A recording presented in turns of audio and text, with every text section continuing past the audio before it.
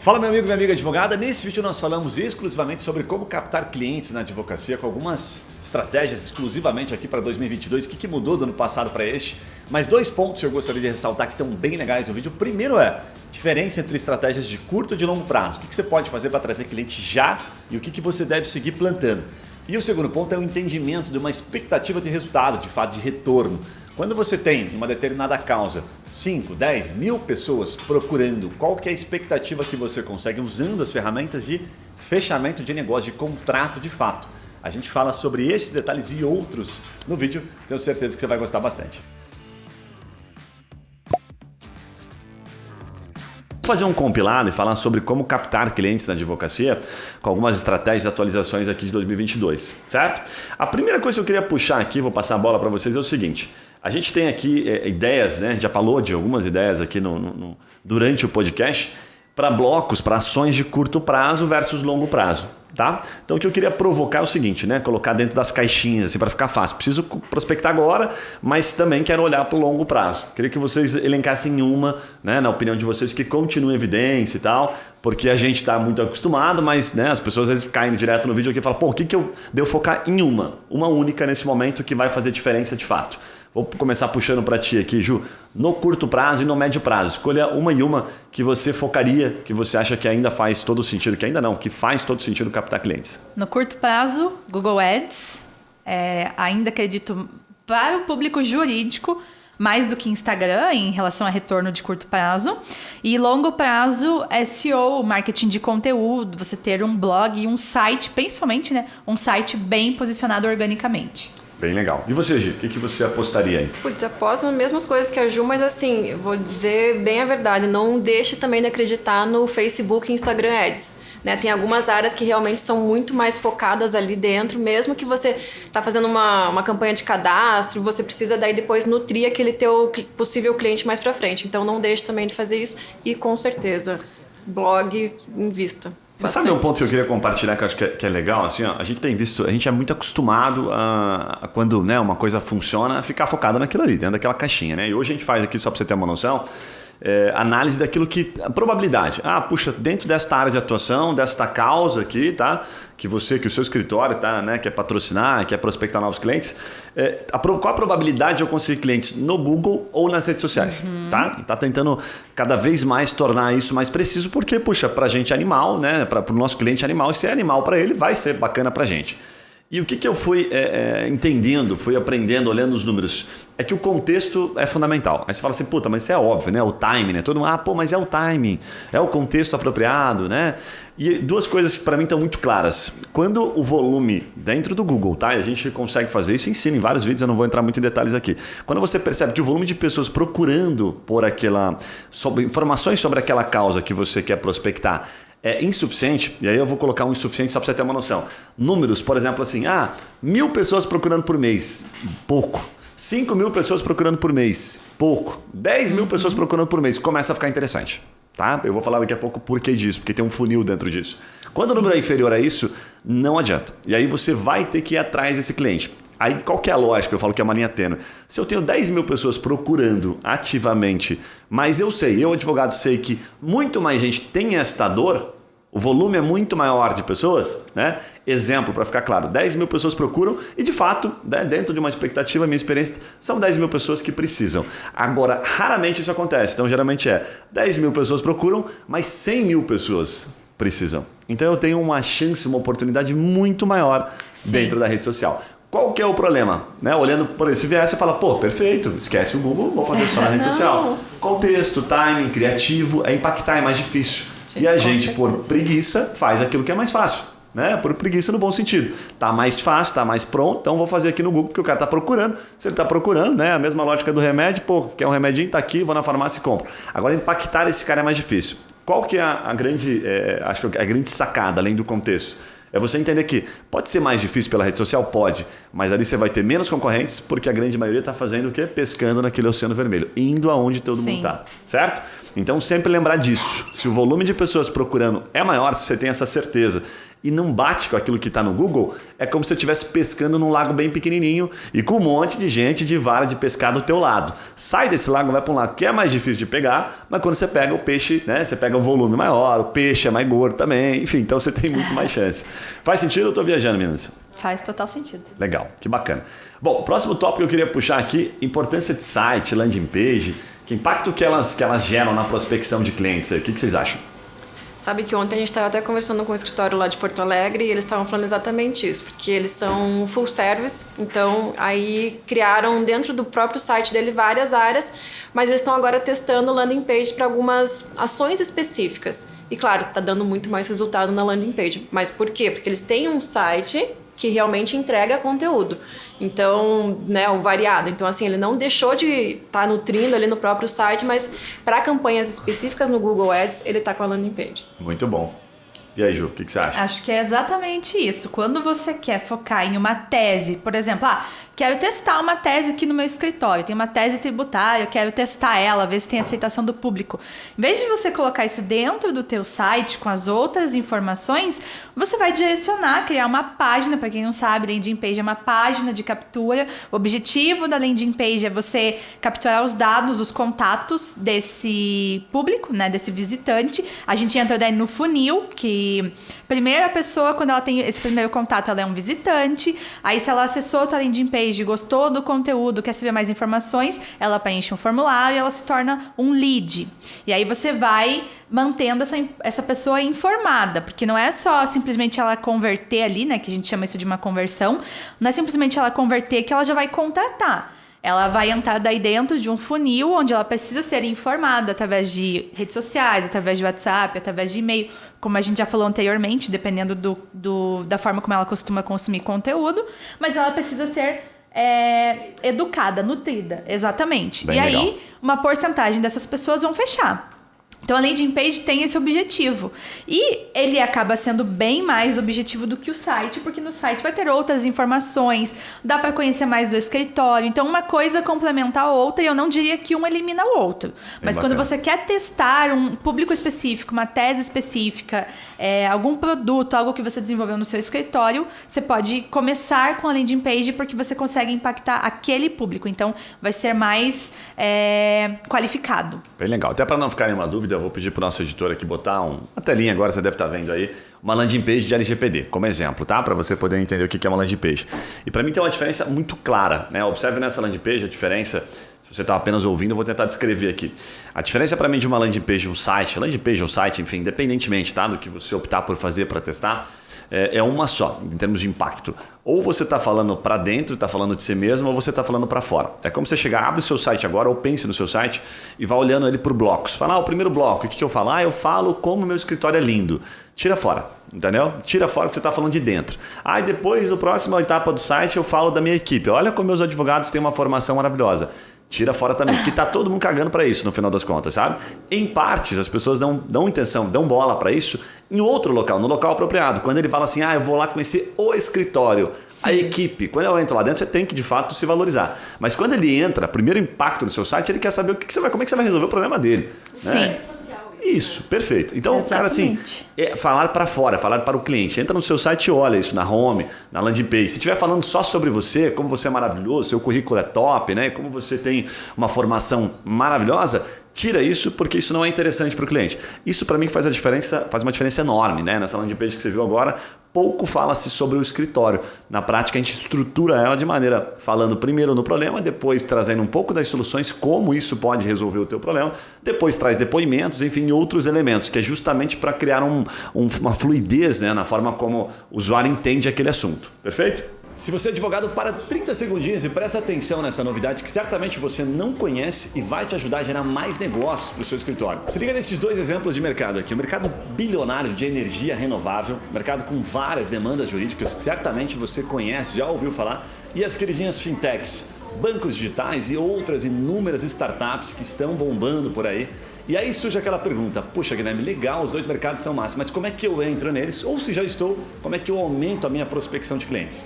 Olha o que a gente apronta, que entrega mensalmente para os advogados que atuam nessa e em outras áreas. Primeiro nós mapeamos as dúvidas comuns em uma espécie de linha do tempo. aquilo que a pessoa tem lá no começo, né, o empresário tem lá no começo, até o final, até o processo de contratação. Além dessas dúvidas, nós identificamos volume e principalmente região, potencial que tem na sua região para você prospectar ou onde é o melhor. E o melhor disso tudo é o que a gente mastiga isso e entrega para você fazer as ações em Google ou em redes sociais.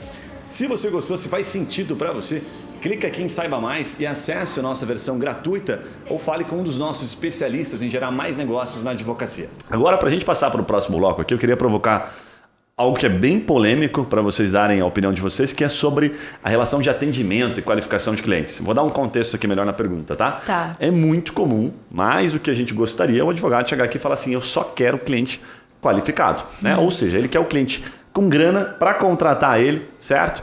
E rápido, diga-se de passagem, rápido, que é a melhor coisa, né? Como é que é essa relação? O que os advogados geralmente não sabem, erram, frente àqueles escritórios que a gente sabe que tem bons resultados para entender, né, o processo de qualificação e ter um pouco mais de maturidade nesse sentido? Tá, eu acredito que o principal erro de muitos escritórios é não ver o escritório como uma empresa e não entender que toda empresa precisa ter um departamento comercial. O departamento comercial ele não precisa ser feito por 10 pessoas, ele pode ser feito por uma pessoa. Não tem problema nenhum, vai depender da quantidade, do teu tamanho mesmo, da quantidade de clientes que você tem. Mas você tratar todo cliente da mesma forma, ou pior, você não dar atenção para esse cliente que entrou em contato com você, é uma venda perdida. Porque mesmo que aquela pessoa que entrou em contato, ela esteja apenas tirando uma dúvida, em algum momento ela pode contratar teu serviço, ou ela pode te indicar, porque ela teve um bom atendimento. Então, hoje, muito se fala na experiência do usuário e em tudo que a gente vai proporcionar para aquela pessoa no escritório como um todo. Isso inclui desde o momento em que ele visualiza o teu escritório da primeira vez, seja numa campanha de Google, seja no teu site, seja na rede social, até o momento em que essa pessoa realmente se torna um cliente teu e é fidelizado. Então, em todas essas etapas, a gente precisa prestar atenção nesse bom atendimento. E o que a maioria dos escritórios fazem é não atender, ou demora para atender, não atende bem, não gosta de ficar respondendo dúvidas e o público tem muita dúvida. E, gente, não tem o que fazer. É o famoso assim, ou caga ou sai da moita, né? O cara contrata logo ou o advogado já não dá bola para ele, tchau, vem a próxima, né? Exatamente. Só que às vezes essa pessoa ela não está no momento de contratar, é o timing que a gente fala. Então, se ele não quer contratar, vai procurar outro também, né, Juliana? Fica tomando tempo do advogado. Então, eu acho que é mais ou menos isso que eles pensam. Só que toda venda, ela não acontece a partir do momento em que a pessoa disse sim. Ela acontece desde o primeiro contato que essa pessoa tem com você. Então, se ela tem uma boa experiência desde o início, se você deu atenção para ela, enfim, você vai contratar ela em algum momento. Perfeito. Ou você vai indicar. Então, muitas vezes, acho que o principal erro é esse. Você não conseguir dar valor é entender que o teu escritório é uma empresa e que a empresa precisa de um comercial, precisa de alguém ali conversando. Oportunidade em tudo, né? Esse cara aqui não pode me contratar agora, mas como é que eu faço para ver uma oportunidade nele? Alguém ele conhece que vai precisar um dia de um advogado, né? Que vai precisar de um escritório. E aí, Gil, o que você tem para falar para os nossos advogados sobre este ponto? É muito isso mesmo que a Ju falou. A gente ouve demais os escritórios reclamando, né? Então, porque a gente só tem gente tirando dúvidas. A gente fica, nossa, que maravilha, né? Bom. Que bom! Porque é a primeira porta de entrada, não tem como não ter essa questão, né? Então, realmente, está explicando para o cliente ali, para o possível cliente, né, realmente o que está acontecendo dentro do teu escritório, como que ele pode agir. Naquele momento ele pode não te contratar. E venhamos e convenhamos, a gente também é assim, né? Quando a gente vai, sei lá, pegar um serviço de jardinagem, como que você faz? Que horas você chega? Quanto tempo você acha que vai demorar? A gente faz tanta pergunta, quanto você cobra, a gente faz um monte de pergunta em qualquer tipo de serviço. É bem diferente de compra de produto. Então, realmente, nutra aquela pessoa, né? Tipo, trabalhe com ela, entregue, se você está fazendo postagem, rede social, blog, entregue para ela mais conteúdo, tem uma lista de transmissão para essas pessoas. É importante você estar sempre conversando com elas. Vai chegar um momento que nem o Guilherme falou, ele vai procurar outro, sim. Se você falar não, tu vai procurar outro, ele vai procurar outro. Então, o importante é realmente você estar sempre ali junto com ele, explicando para ele como que está acontecendo e colocando ele atualizado com o que você está fazendo no teu escritório. Sim. E uma outra coisa, também só para complementar, que eu lembrei agora, é o tempo de resposta. Sim. Que é muito... Gente, a gente tá rindo aqui porque acontece muito aqui internamente com os nossos clientes. É um pouco difícil deles entenderem que se você tem uma dúvida e você quer contratar um advogado, a sua dor, por mais que seja mínima para o advogado, a sua dor é enorme para você. Tá te tirando o sono. Então, se isso está te prejudicando e você entra em contato com o escritório de advocacia, manda uma mensagem e ele demora 1 dia, 2 dias, 3 dias para te responder, você já procura outro. Porque aquela dor ali tá latente em você. Você tá pensando naquilo o tempo todo. Então, se a pessoa demora para te responder também, tem grandes chances daquela pessoa não fechar mais com você.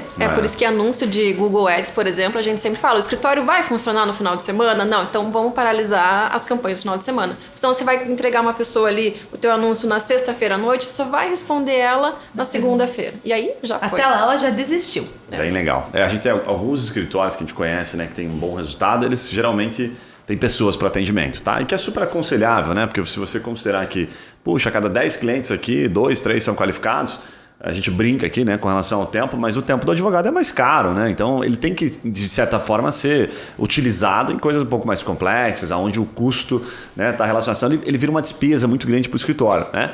Então, qual que é a recomendação de fato? E aí é uma aposta que você tem que fazer, né? É um cálculo que você deve fazer, mas que eu particularmente sempre recomendo. Falo, olha, se você tem lead, se o volume de lead não é o problema, se você tem campanhas, né, acontecendo, trazer uma pessoa, você pode testar, por exemplo, treinar um estagiário só para fazer um bom atendimento, ficar conversando com aquelas pessoas.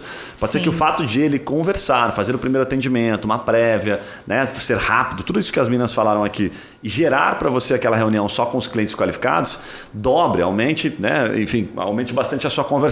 Então aí você tem que fazer aquela pergunta, fala, poxa, quanto me gera cada causa, né? E quantas causas eu preciso, quantos contratos para pagar uma pessoa para fazer só isso, né? Certamente você deve estar se respondendo, poxa, é raro um advogado dizer para mim aqui que eu gosto de causa barata, eu gosto de juizado especial. As causas geralmente no mínimo elas geram 10, 15, 20 mil reais, né? Então uma causa em tese já paga, 10% é o custo de um estagiário que custe lá os seus R$1.000. Então é um pouco de aposta, é entender o mercado.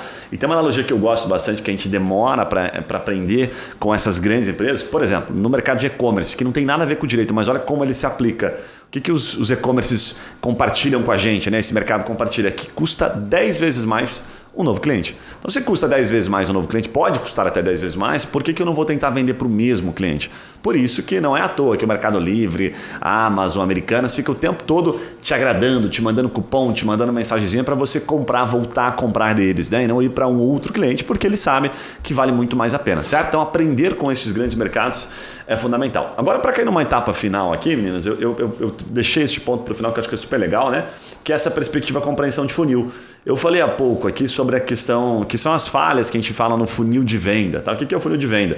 É o primeiro contato, depois agenda uma reunião, de acordo com a tua premissa, a forma como você conduz com o seu cliente, né? Agenda uma reunião, aí manda uma proposta de honorários para o cliente não fecha na hora, depois eu marco mais uma reunião para falar sobre a causa, tento fechar o negócio, enfim, de acordo com aquilo que você tem no seu escritório. O que acontece? Eu falei há pouco ali sobre os 10 mil, né? Então, se procurando por esta causa tem 1.000, acho pouco, eu vou explicar por quê. Se eu tenho procurando 5 mil, né, por essa determinada causa na minha região, também acho pouco, vou explicar por quê. Agora, se tem 10 mil, começa a ficar interessante. Então, eu vou fazer uma conta aqui com você, se você está ouvindo para facilitar, tá? Que funciona assim, que pouca gente sabe disso. Se eu tenho 10 mil pessoas procurando e vou lá no Google e falo assim, eu quero que esses 10 mil, né, entrem, acessem o meu site ou eu impacte eles, é impossível você conseguir que os 10 mil visualizem, tá? Posso garantir, sem sombra de dúvidas, que é impossível. A média que você vai conseguir de atenção é de 10%. Tá? Então, uma média boa. Né? Então, de 10 mil pessoas vira 1.000. E aí, por que você perde esses 9 mil? Simples. Primeiro porque tem uma questão de investimento, tem uma questão do próprio algoritmo, tem a limitação de você estar o tempo todo aprendendo, aparecendo. É caro para você tentar fazer isso, né? E não é viável, não é justificável. E segundo, porque vão ter outras pessoas tentando aparecer que são melhores do que você. Né? Então, você tem 10 posições na primeira página do Google, é simples a conta. É como se cada um ficasse com pelo menos uns 10%. A lógica não é bem essa, mas você tem outras pessoas e o usuário vai clicar. Por melhor, mais que você se esforce no teu concorrente, às vezes, porque ele, sabe, a palavra que ele usou interessou um pouco mais. Então, coloque 10% como algo plausível, tá? É algo mais palpável, você pode olhar para isso como uma métrica legal. Então, de 10 mil você passa para 1.000. Mas você fala, 1.000 eu levei para o meu site. Meu Deus, é contrato para caramba, 1.000 contratos. Não, você levou 1.000 para o seu site, mas numa média você vai ter de 2%, que é o pior cenário, a 10% em contatos. Pessoas que vão passar a mão no telefone, literalmente, ou né, vão mandar um WhatsApp para você de acordo com aquilo que você colocou, tá? Dentro do seu site ou da sua landing page, whatever. De 2%, a gente está falando em 20 pessoas. E de 10%, 100. Então, estou colocando os dois cenários, 20 a 100. Contratos, Guilherme? Não, contatos. Estão falando com você. E aí entra naquela, mas cada cliente que eu converso, eu fecho com quantos? Clientes que não vieram indicados, clientes que em tese não são qualificados, você precisa qualificar. Então você cai num outro cenário, num próximo estágio que é a qualificação. Então a cada 10 que eu falo, geralmente uns 3 podem fechar negócio. 3, 4, qualificação boa. Então nesse mesmo cenário, de 20 qualificados estariam 6 e no de 100, no melhor cenário, qualificados estariam 30. Certo? Então eu estou entre 6 e 30 para facilitar os números. E aí sim vem a conversão de contrato. Quando o cliente está qualificado e eu sou o advogado bonzão, eu vou fechar negócio, eu fecho com a metade. Então no pior cenário de 10 mil inicial, de 2% lá no final, de 6 ele vai fechar com 3. E o cara que é top, né, que converte, tá, que tem uma equipe de atendimento, ele pode vir a fechar, se ele pensou em todos os estágios, até 15 clientes. Então a gente está falando de 10 mil, viram 2, 3 negócios, a no máximo uns 15 negócios. Tá? Aqui eu estou fazendo uma exemplificação bastante. Se você está apenas ouvindo, volte um pouquinho, refaça as contas aí que você vai entender. Não se assuste, porque isso é a realidade. Né? Então de 10 mil que fica realmente é um pouquinho lá no final. A gente sempre tem essa superestima, né, o negócio. Porque vou fechar um monte, vou ficar rico. Mas esta não é a realidade. Esses são os erros comuns nas etapas do funil. Se você gostou desse corte, tenho certeza que você vai gostar do episódio completo também, que você pode assistir aqui em vídeo. Vou tentar deixar o link para você aqui assistir na íntegra. E também plataformas de áudio, qualquer plataforma, Spotify, Google Podcast. Se você acessar lá TreeMindCast, você vai escutar o nosso podcast. São mais de 90 episódios, bastante coisa legal. 2 vídeos que eu quero recomendar para você. O primeiro é o Instagram para advogados, como bombar. O Instagram usando ele como uma ferramenta de prospecção, uma ferramenta, um aliado ao seu escritório. Várias dicas super legais, novidades da ferramenta que você pode utilizar. E o segundo vídeo são as novas formas de fazer o marketing jurídico 2022. O que mudou de fato? Tem coisas que não pode fazer mais? Tem coisas novas que a OAB liberou? Tá bem legal, são 2 vídeos bem atualizados. Tenho certeza que você vai gostar. Não esquece, se inscreve aqui no canal, deixa o seu comentário, nos deixe saber se você está gostando do conteúdo, se foi relevante para você. E a gente se vê nos próximos vídeos. Valeu!